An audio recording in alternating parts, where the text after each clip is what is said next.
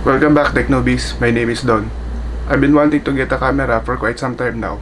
After holding back for a few months, I finally gave in and got myself Sony a6400 in 2020. Today, we'll do a quick unboxing, first impressions, and answer the question, why did I get a Sony a6400 in 2020? Let's go.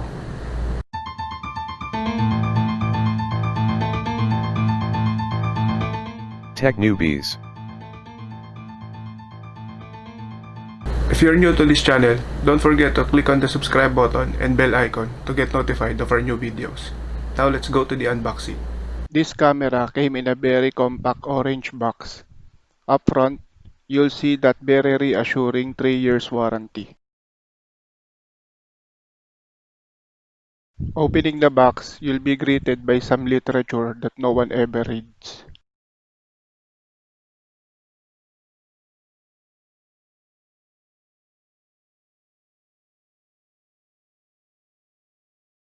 Pulling out the inner flap, we'll see the goodies. On the right part of the box, we have the battery and the eye cap, the power cord, USB cable,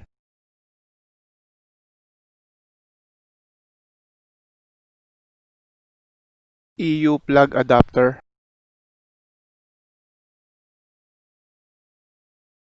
the battery charger,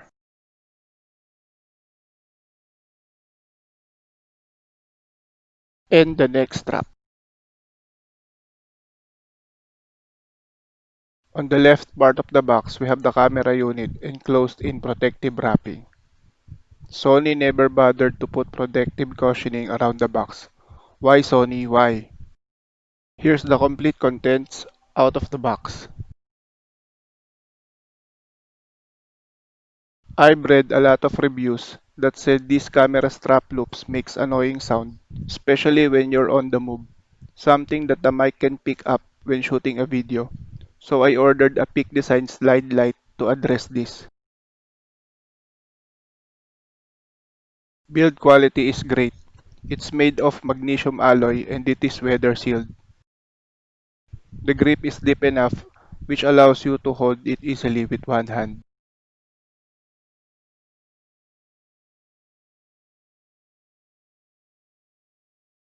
Another problem with the A6400 is that its screen flips upward. Combined with the placement of the hot shoe, a mounted external mic will definitely block the screen, rendering it useless. This could easily be fixed by installing a hot shoe relocation adapter, or in my case, a UU rig cage. Inside the box, you'll find a cage made up of full aluminum, an Allen key, and the necessary screws to install the cage. Installing the cage was pretty straightforward.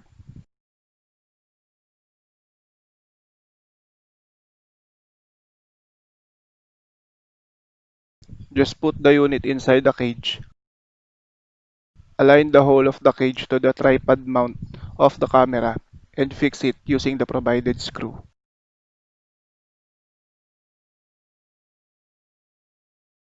This UU rig cage has a hot shoe mount on the left side. Here are the 8 reasons why I chose the Sony a6400 in 2020. Number 1. Changeable lens. My first two choices were GoPro Hero 9 for its compact size which I can use when biking, and the Sony ZV-1 for its autofocus and compatibility with an external mic. However, both of these choices had one major drawback for me, the lens. Since both have fixed lenses, my options are quite limited. With its 24-70 focal length, the CB1 isn't wide enough for the space that I have when I am shooting my videos. Yes, there are third-party converters out there, but those things add weight to the lens which may stress the motor. Plus, I didn't like the idea of turning on the camera before connecting the converter, as it presents an added risk of dropping the converter or worse, the camera while doing this. I know the CB1 and the A6400 kit lens is just about the same, but with the A6400, I have the option to change the lens to a wider focal length. By the way, shout out to my colleague, friend, and bike buddy Luis Cruz, who is the reason why I'm always pressed for time coming up with content, because he always schedules a bike ride during the weekends. I'll post a link of his channel in the description so you can check out our bike rides. Number 2, the Sony One Mount System. Now that I've decided that I wanted a camera with a changeable lens, the choices were narrowed down to two: Canon M50 and the Sony A6400. These are some of the most recommended cameras for videos out there. However, the Sony One Mount system for me was appealing as it allows you to use your lens in all of their cameras, if and when I decide to upgrade to full frame in the future. Number 3. No video limit for 4K recording. Another plus for the A6400 was that you can record 4K content without limit, as opposed to Canon's 29 minutes and 59 seconds limit for 4K. Number 4. Ability to shoot proxies. Although I'm still and will still be shooting in 1080p, the A6400 has the ability to shoot proxies, making editing 4K content less taxing on your PC, especially if you don't have those high-end PCs like me. If and when I decide it's time to go 4K, this feature that I need is already available to me. I'm not sure if the M50 has this, as I cannot find any mention of this from the reviews that I've read and watched. Comment down below if the M50 has this just to be sure. Number 5. Log Profile. The A6400 has log profiles, S-Log, and HLG ability for color grading. This gives me something to learn and explore on to improve my videos in the future. Number 6. Touch Focus. While the screen isn't fully touch capable, meaning you can adjust the menu using the touchscreen, it is usable in selecting the focus point when shooting a photo or a video. Although this implementation is prone to accidental touches from your nose when using the viewfinder, believe me, it happened to me quite a number of times during my tests. I'll probably assign a custom key to turn this feature on and off. Number 7. Front Tilting Screen. Although the A6400's implementation of this was kind of clunky, I'm still glad that the A6400 had this.